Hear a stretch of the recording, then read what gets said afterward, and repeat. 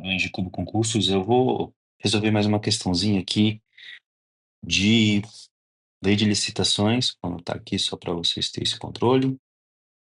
Vamos direto para o enunciado, onde eu vou marcar as palavras-chave e vou tentar trazer um pouco da teoria da lei aqui para a gente relembrar a respeito dessas questões, tá? Então tá, nós temos vou começar assim falando, ó, uma questão do TCE, Roraima, ou seja, uma questão de alto nível, tá?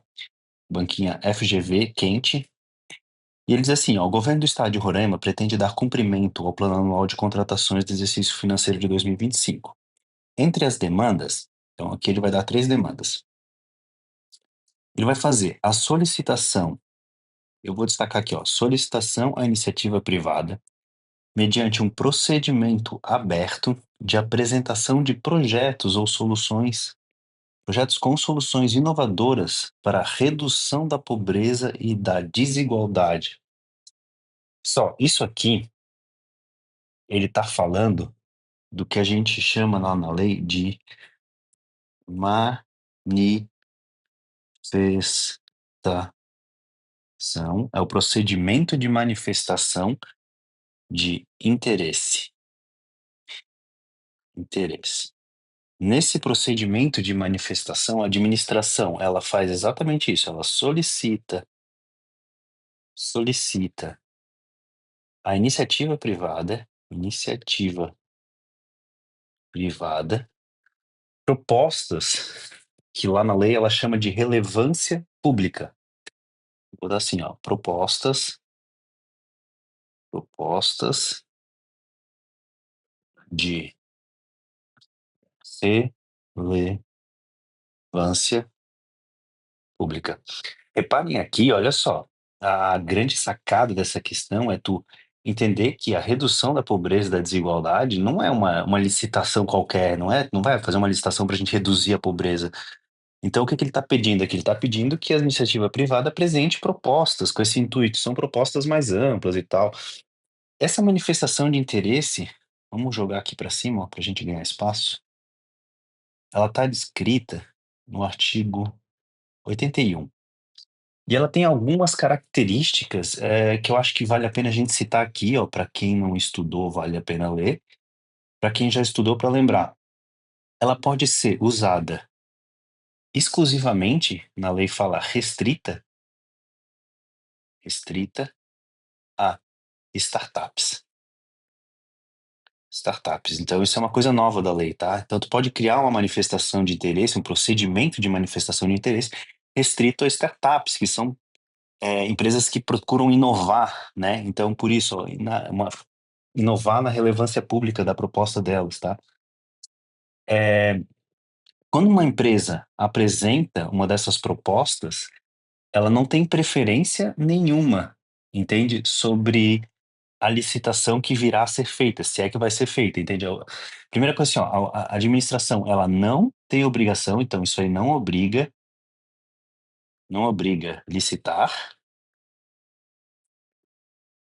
A empresa que apresentou não tem preferência,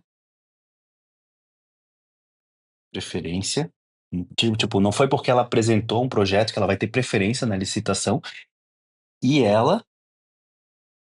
isso não recebe pagamento, tá? Não implica em pagamento. Ah, mas como é que ela vai receber? Só para vocês entenderem aqui, ela vai receber, a empresa que apresentou vamos dizer, esse projeto de relevância pública, vai receber de um futuro licitante que vier a ganhar essa licitação, tá? Meu Deus, que horrível isso. No futuro licitante que vier a ganhar a licitação. Indiretamente, quem está pagando é a administração, porque a administração, vocês entendem, vai pagar o licitante e o licitante vai pagar a empresa que apresentou isso aqui. Daí a lei traz lá várias condições que a administração tem que fundamentar o porquê que ela está aceitando a proposta de relevância e tal. Então tá, isso aqui é a manifestação de interesse. Vamos dar de uma outra cor aqui, ó, manifestação de interesse. Vamos para a segunda situação que a questão nos traz aqui. Ela diz assim, ó, a gente quer fazer aquisição de painel BI dotado de funcionalidades adaptadas específica. Vamos lá. Então ele quer um painel BI. Vamos voltar aqui para o socorro. Dotado de funcionalidades adaptadas específica e individualmente para a realidade de cada órgão da administração superior do governo do estado, a serem definidas durante o processo licitatório com os... O que ele está dizendo aqui, ó? A gente quer fazer diálogos, diálogos com os licitantes, para desenvolver os painéis de BI específicos para cada um deles. Vocês percebem que isso aqui, onde é que eu vou trazer aqui, ó, né, para vocês? Trata-se do que a gente chama lá na lei de modalidade de diálogo competitivo. Sim, sim. Ele tem exatamente essas características que eu vou abrir aqui para a gente começar a discutir. Então, ele procura inovar. Inovar em que sentido? No sentido de que não existem soluções prontas no mercado. É impossível, pelas características de mercado, especificar a solução que a administração precisa, tá? Então, esses dois andam, andam de mãos juntas, né? Inovar, tu tem um produto, um serviço, um bem que é impossível especificar com soluções de mercado prontas, vou botar assim, mercado prontas. E como é que funciona isso aqui? Tu faz primeiro uma pré-seleção. Na verdade, a lei fala em 2 etapas, tá? 2 etapas. Dá para você pensar até em 3. Eu gravei assim, tá? Então, a primeira etapa mesmo, ela é uma etapa de pré-seleção. Pré-seleção, onde a administração lança um edital e todos que atenderem esses requisitos do edital, atenderem os requisitos do edital,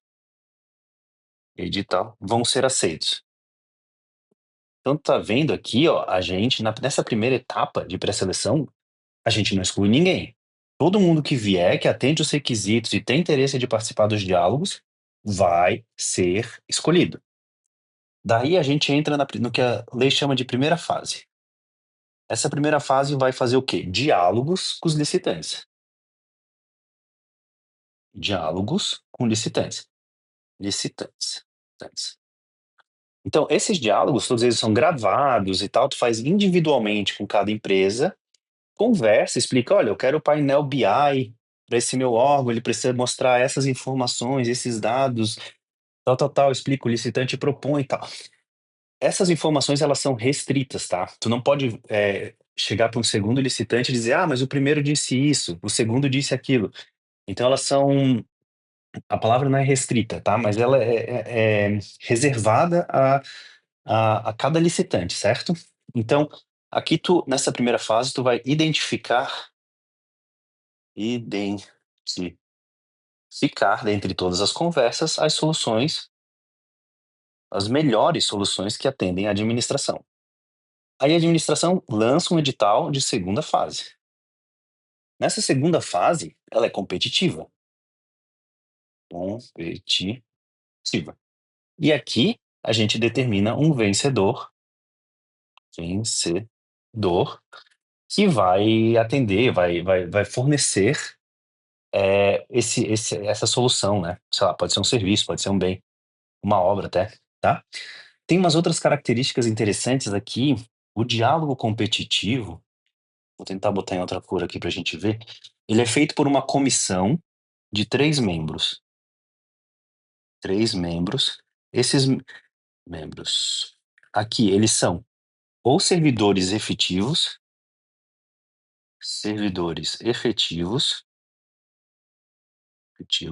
ou empregados públicos. Sendo possível, pertencentes, né? Isso aqui eles pertencem ao quadro da administração pública. Vamos falar assim, ADM pública, certo? Mas eles podem ser, pode ser contratado assessoramento. Assessoramento. Então, para quem já estudou, só para fazer, isso aqui é bem interessante porque cai, tá? Com isso a gente definiu então aqui que a nossa segunda situação trata-se de diálogo competitivo, né? Eu vou destacar aqui, diálogo competitivo. Vamos aqui para a terceira situação, para a gente avançar na questão. O chamamento público de profissionais, aqui ele já destacou para a gente, chamamento público de profissionais interessados na prestação de serviço de manutenção veicular de acordo com condições padronizadas e critérios objetivos de distribuição de demanda. Esse chamamento público, ele é característico. Eu estou aqui com tá para nossa cor preta aqui, pessoal, só um minuto para a gente organizar. Tá, chamamento. Isso aqui é característica do que a gente chama de credenciamento. Credenciamento.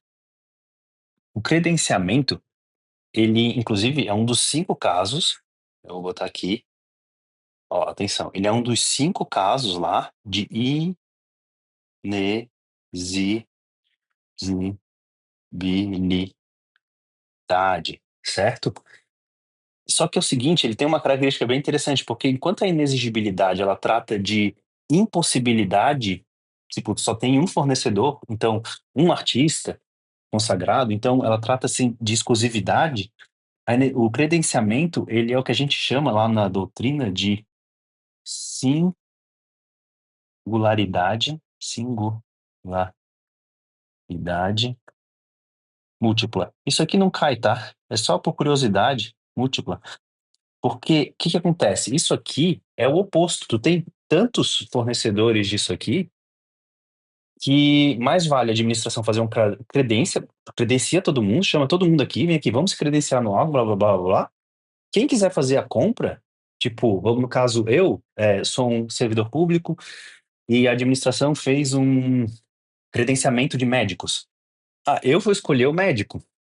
Então, o que acontece? Aqui, ó, no credenciamento, nós temos 3 situações bem típicas, se couber aqui. Quando a contratação, vou fazer assim, pessoal, para a gente conseguir escrever melhor. Contratação puder ser paralela, ou seja, contratação de um médico do credenciado não exclui a contratação de outro, na verdade, cada um vai avaliar, né? Paralela e não excludente. Excludente. Certo? Então, nesse caso aqui, a administração tem que fazer uma distribuição de demanda quando não puder ser contratado todos, né? Uma distribuição de demanda, quem lembra lá dos estudos, tá? A contratação também pode ser quando a cargo do beneficiário, que é o caso que eu te falei para vocês dos médicos aí, né? Então fica a cargo do beneficiário, beneficiário escolher. Então, por exemplo, vamos lá, a Marinha tem lá o Fundo de Saúde da Marinha, que é o FUSMA. Daí o funcionário lá decide ser atendido por um médico. Cabe a ele escolher o médico que ele vai ser atendido, então ele vai lá, a Marinha credencia vários médicos e ele escolhe quem quem vai atendê-lo, né? Então tá. E a terceira caso que tu pode fazer credenciamento é o que a lei chama de mercados fluidos. Pô, mercados fluidos é um termo que a lei não define, mas a doutrina, ela traz lá a seguinte expressão: forte sazonalidade de preços, nos preços, né? Preços. O que que é isso? Forte sazonalidade dos preços, eu vou vir aqui para baixo, pessoal. É quando, por exemplo, assim, Tu tem que comprar um insumo de saúde, mas tem muita gente ficando doente. Então esse insumo sobe de preço. O preço de hoje não vai ser o preço de amanhã. De repente, questão de insumos de colheitas e coisas que depende de tempo, né? Depende da situação ambiental, tal. O caso mais característico, assim, de entender são as passagens aéreas. Aéreas. Pô, a administração precisa comprar uma passagem aérea pro ministro tal. Ela olhou hoje lá, a passagem custa X, amanhã, de repente, foi olhar, quando ela foi fazer a compra, é 2x. Então, o que que ele faz? A administração vai lá, chama todas as companhias aéreas, eles credencia essas companhias aéreas, e baseado em alguns critérios, tu vai lá e faz a compra com a companhia aérea que tem o melhor preço, né? Então tá, pessoal, eu acho que com isso a gente mostrou para vocês aqui as três condições, eu vou destacar o credenciamento. Então, vamos lá. Para nossas alternativas, a gente tem, então, no caso, manifestação de interesse, seja, não é isso, manifestação de interesse, diálogo competitivo e credenciamento. Só para vocês lembrar, o diálogo competitivo é uma modalidade, tá? Modalidade. O credenciamento e eu perdi aqui, e a manifestação de interesse, eles são o que a lei chama de procedimentos, procedimentos auxiliares, certo? Os procedimentos auxiliares, para quem quiser ler, estão lá definidos no artigo 78. Certo, pessoal? Eu vou pedir desculpa a vocês por essa breve pausa que eu tive fazendo o vídeo, para a gente não prolongar ele demais. Então, fiz um cortezinho. Era para ser um vídeo contínuo, mas às vezes as ideias se perdem aqui, é muita informação, né? A gente tenta passar o máximo que dá para vocês. Eu agradeço toda a atenção. Embaixo aqui na descrição a gente sempre deixa um linkzinho para vocês quiserem preencher, se quiserem, tiverem tempo de preencher sugestões de questões ou até mesmo para a gente melhorar o que a gente tem tentado apresentar para vocês. Certo, pessoal? Então tá, fechamos essa questão. Vou gravar uma outra aqui e a gente publica ela mais tarde. Valeu?